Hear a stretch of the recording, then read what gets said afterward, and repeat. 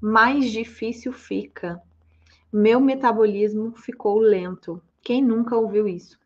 Eu preparei uma aula para vocês hoje para falar sobre as barreiras do emagrecimento na menopausa e trazer um pouquinho de informação para você que está passando por essa fase e precisa emagrecer e entender também o quão importante é o emagrecimento nesse período de perimenopausa. Vou compartilhar a tela aqui com vocês. Barreiras do emagrecimento na perimenopausa. Primeiro, eu quero me apresentar. Eu sou Ana Karen Castro, Nutri de Mulheres Reais. Sou formada já há 11 anos, sou idealizadora do método Jardim, com mais de 250 casos bem-sucedidos, graduada em nutrição pela ASMEC em 2014, especializada em saúde da mulher e ginecologia natural, aromaterapia e fitoterapia entre os anos de 2020 e 2024, expert em nutrição comportamental e coaching nutricional, possuo formação em programação neurolinguística, mais de 10 anos de atendimento em consultório e 3 anos de atendimento voltado apenas para mulheres, formada em emagrecimento avançado feminino pelo Instituto da Ana Paula Pujol. Fases da vida da mulher. A gente precisa entender primeiro o que é pré-menopausa, perimenopausa e pós-menopausa, que acaba ficando um pouco confuso. Também vocês precisam entender que o termo climatério caiu por terra. A gente não usa mais termo climatério. Então, o que é a pré-menopausa? É desde a primeira menstruação da mulher até os 40 anos, que é quando ela entra na perimenopausa. Então, a pré-menopausa é toda a vida super fértil da mulher. A perimenopausa, a mulher ainda é fértil, ela pode engravidar estando na perimenopausa, mas é o período de transição hormonal, onde a gente começa a ter flutuações para baixas, né, hormonais. Então, progesterona começa a cair, é o primeiro hormônio, depois vem o estrogênio, até chegar na menopausa. E tudo que vem depois da menopausa é o pós-menopausa. Na perimenopausa, nós temos 2 estágios, que é o inicial, que é quando começam a vir os primeiros sintomas, começa a atrasar o ciclo menstrual por 7 dias, 15 dias, 10 dias, e a gente tem o período tardio, que é quando a mulher começa a ter sintomas mais intensos e o ciclo menstrual ele desaparece por 3 meses e volta, desaparece por mais 3 meses e volta, desaparece por 6 meses e volta. E esse vai e volta, ele pode acontecer durante 10 anos. Então, o período da perimenopausa, ele contempla de 3 a 10 anos da vida da mulher, nesse período de oscilação hormonal, nesse período que pode trazer muito sofrimento para a vida da mulher. Por isso é tão importante, eu bato tanto na tecla, o quão importante é a gente se cuidar nessa fase para chegar na menopausa. E o que é a menopausa? A menopausa é a data de aniversário de 1 ano sem menstruação. Então, a gente só vai saber que entrou na menopausa depois que passar 1 ano inteiro sem menstruar. E o pós-menopausa é tudo que a gente vive depois. Ou seja,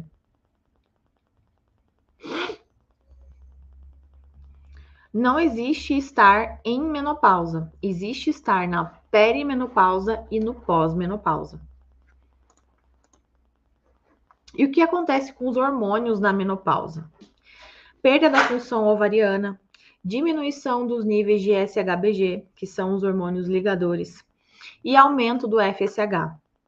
A perda da função ovariana, então a queda de estrogênio, a queda de progesterona vão acontecendo, a diminuição dos folículos, então ciclos anovulatórios, não ciclos, e a diminuição desses folículos, né? A fertilidade ela vai diminuindo. Aumento do FSH. O FSH ele é um hormônio responsável por fazer o corpo ovular. Se você já está num período onde já não existe mais ovulação, o estrogênio e a progesterona já estão mais baixos, o FSH ele vai se forçar a aumentar cada vez mais na iniciativa, na tentativa de fazer o seu corpo ovular. Então, quando a gente pega um exame de sangue de uma mulher que já está próxima da menopausa, o FSH está lá em cima, a progesterona já está bem baixa, porque a progesterona é o primeiro hormônio que cai, o estrogênio também já está em declínio nessa fase.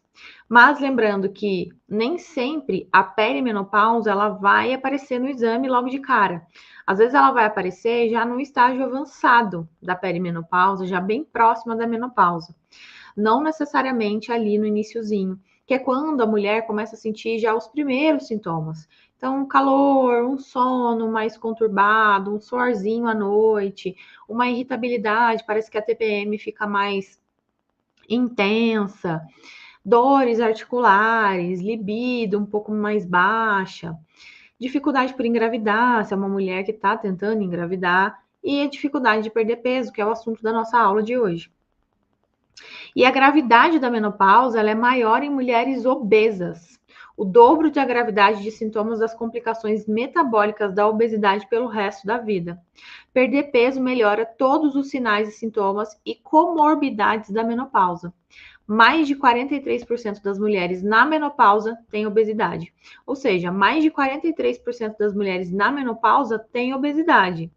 E a gravidade é maior em mulheres obesas. Qual é a grande questão aqui? É se cuidar, é perder peso antes de chegar na menopausa. 20% das mulheres ganham 10 quilos ou mais depois da menopausa. Aproximadamente 1 quilo por ano com a baixa de estrogênio. Então, eu acabei de falar para vocês que é muito comum a mulher fazer perimenopausa por 10 anos. A cada ano, ela ganha 1 quilo. Ao longo desses 10 anos, são 10 quilos a mais. Sabendo que, muito provavelmente, muito comum, essa mulher já está acima do peso e chegar na obesidade por conta desse peso ganho durante a perimenopausa. E sabendo que a mulher obesa, ela tem o dobro de problemas relacionados à saúde dela na menopausa. Menopausa e o ganho de peso. Alteração regional do armazenamento de lipídios, de gordura. Então, a mulher, ela tem aquele corpinho pera, onde ela acumula mais gordura na região glúteo-femoral. E aí, com a queda do estrogênio, ela começa a acumular mais gordura na região abdominal, trazendo ainda mais inflamação para essa mulher. Problemas relacionados à gordura visceral, aumento de testosterona, aumento de inflamação, aumento de cortisol. Homeostase da glicose diminuída, diminuição da gordura subcutânea, ou seja, aumenta ainda mais a gordura visceral, diminuição da capacidade detoxificante, ou seja, de eliminação de toxinas, redução da qualidade do sono, diminuição do gasto energético, diminuição da função mitocondrial, diminuição do catabolismo de ácidos graxos, ou seja, ela quebra menos gordura, diminuição das enzimas antioxidantes, ou seja, ela acumula mais radical livre, e diminuição à sensibilidade à leptina, ou melhor, aumenta a sensibilidade, diminuição da sensibilidade à leptina, que é quando a mulher começa a ficar menos saciada, e isso leva ao comer mais, né, ao ganho de peso indiretamente. E aumento da grelina. O que é a grelina? É o hormônio da fome. Então, essa mulher ela tem uma diminuição da leptina, que é o hormônio da saciedade, e ela tem um aumento da grelina, que é o hormônio da fome, fazendo essa mulher comer ainda mais. Além de que ela tem uma diminuição da queima de gordura ao longo do exercício físico, uma redução de 50% da queima calórica durante exercícios físicos. Tudo contribui para que essa mulher ganhe peso. Estudos mostram também que a insuficiência de vitamina D exacerba a inflamação e reduz a ativação de AMPK, que é uma enzima super importante para o emagrecimento. Antidepressivos e tratamentos hormonais demonstraram promover ganho de peso. E, óbvio, que a negligência no cuidado. Pouco se fala sobre menopausa, mulheres têm pouco ou nada de informação sobre a perimenopausa, elas não sabem o que é menopausa, o que é perimenopausa, o que é pós-menopausa, o que acontece no corpo dela, quais são os grandes problemas e riscos de saúde que ela pode desenvolver ao ganhar peso, principalmente nessa idade, quais são os fatores de morte da saúde da mulher depois que ela começa a ganhar peso, depois que ela tá na menopausa, como reverter tudo isso. E ela tem um metabolismo todo voltado para o ganho de peso, para a inflamação. A mulher na idade da menopausa, muito provavelmente ela está naquela idade ali que ela já está aposentada, ela já não sai mais tanto de casa e ela passa a agradar muito mais as outras pessoas do que ela mesma. Isso aqui também entra na negligência do autocuidado. Já tô velha mesmo, já envelheci, já criei meus filhos, tô mais em casa, não preciso me cuidar, ai, preguiça. Quanto mais você fica parada, mais você quer ficar parada, e aí contribui também para o ganho de peso. Também, aqui esse estudo mostra que o consumo de oxigênio em repouso em mulheres na pós-menopausa, ele diminui consideravelmente em comparação a mulheres férteis, né? Então, olha só, a mulher, ela já tem todos esses pontos que são colaborativos para que ela ganhe peso ou tenha muita dificuldade em perder peso. Ela tem um consumo do VO2 diminuído em 50% quando ela está em atividade física. Ela tem um consumo de oxigênio menor, cerca de 40%, ao longo do dia, do que em relação à vida dela anterior. Então, por exemplo, se a sua necessidade anteriormente, na sua vida fértil, era de 2.000 calorias, hoje, só pelo fato de você estar na perimenopausa, você tem uma necessidade 40% a menos, ou seja, 1.000 calorias. De 2.000 foi para 1.000 calorias, ou um pouco menos, um pouco mais. Também existe a dificuldade da manutenção da massa magra. Então, uma dieta para perda de peso sem exercícios não teve impacto na presença de gasto energético, mas pode ajudar a manter a força muscular em mulheres no pós-menopausa, que é um clássico. Mulheres no pós-menopausa perderem massa muscular devido à queda de estrogênio e também perderem massa óssea devido à queda de estrogênio, e o que pode levar à osteopenia e à osteoporose.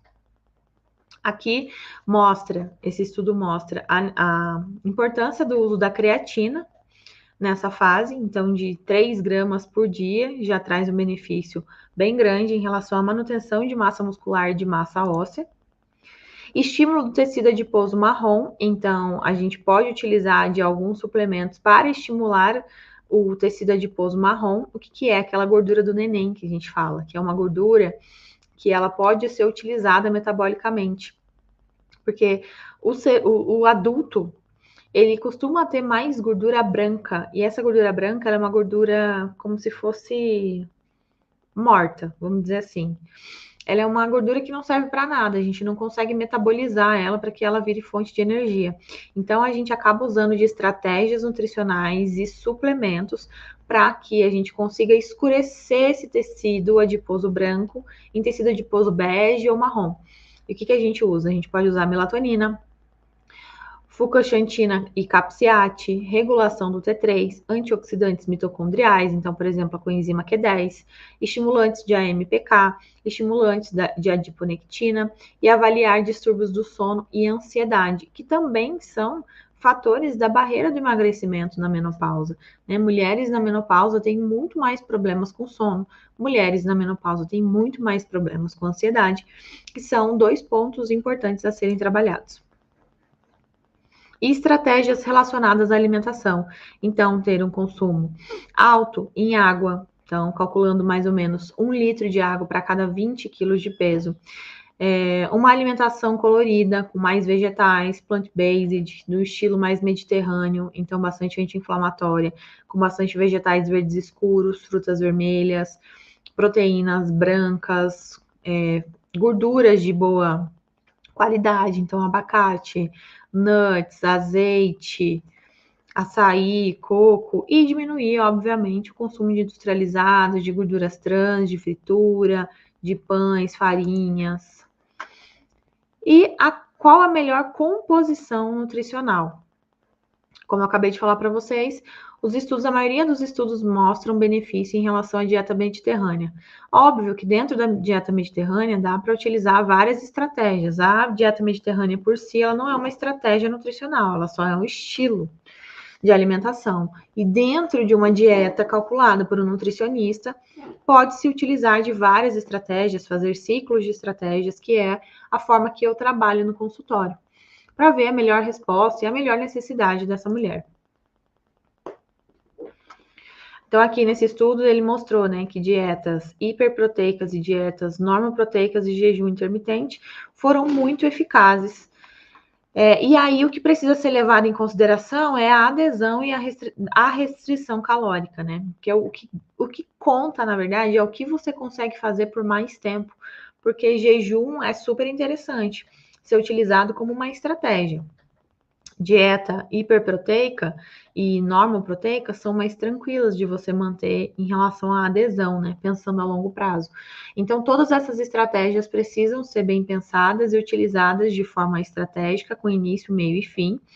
E, na maior parte do tempo, entender o que funciona para você. Então, aqui esse estudo ele mostra um pouquinho sobre os suplementos que foram utilizados, os fitoterápicos que foram mais utilizados, é um compilado, né? Reposição de estrogênio e menopausa. Regula a homeostase energética, inibe a hiperfagia, aumenta a MPK e atenua a redução de perilipina. O que não pode resolver? Todas as fórmulas estudadas superestimaram a equação da OMS, a equação da OMS chega a superestimar a taxa metabólica basal em mais de 300 calorias por dia. Então, às vezes, por mais que você utilize tudo, que você faça todo o uso de suplementos, de fitoterápico, corrija o sono, organize a questão da grelina, da leptina, tem uma boa distribuição energética, se o cálculo não estiver adequado, essa mulher ainda assim, ela estará consumindo uma quantidade maior de calorias, o que não levará ela ao emagrecimento. Por quê? Porque todas as fórmulas superestimaram a necessidade calórica. Existem os padrões ouros? Existem. Mas só da gente ter essa informação, a gente consegue trabalhar no manejo melhor dessa distribuição nutricional. O que a gente aprende na faculdade muitas vezes é que quando você vai fazer uma estimativa de necessidade calórica para uma pessoa, a gente tem a estimativa da taxa metabólica basal, que é o seu gasto energético em repouso, e a taxa metabólica geral, né, que é o que você gasta ao longo do seu dia com todas as suas atividades. E que a gente nunca pode consumir menos calorias do que a nossa basal. Porém, os estudos mostram que as fórmulas, elas trazem bastante erro para a mulher menopausada, que já tem uma diminuição considerável da sua taxa metabólica em repouso e durante o exercício físico. Ou seja, essas mulheres, elas terão que ter um consumo abaixo da sua necessidade basal para que haja, de fato, emagrecimento. Deus, eu espero que você tenha gostado dessa aula, que tenha ficado um pouco mais claro para você a necessidade de você ter com você uma Nutri para chamar de sua, para que você consiga realmente ter resultados e qualidade de vida e proteja o seu futuro. Eu sempre falo para as minhas pacientes que quando eu estou cuidando delas, quando a gente está elaborando alguma estratégia, eu não estou pensando no Natal, na festa de formatura que ela tem, na semana que vem, quanto peso ela vai ter perdido no mês que vem. Eu estou pensando daqui 10, 20 anos na vida dela. E é assim que eu quero que você pense na sua. Um beijo e até a próxima aula.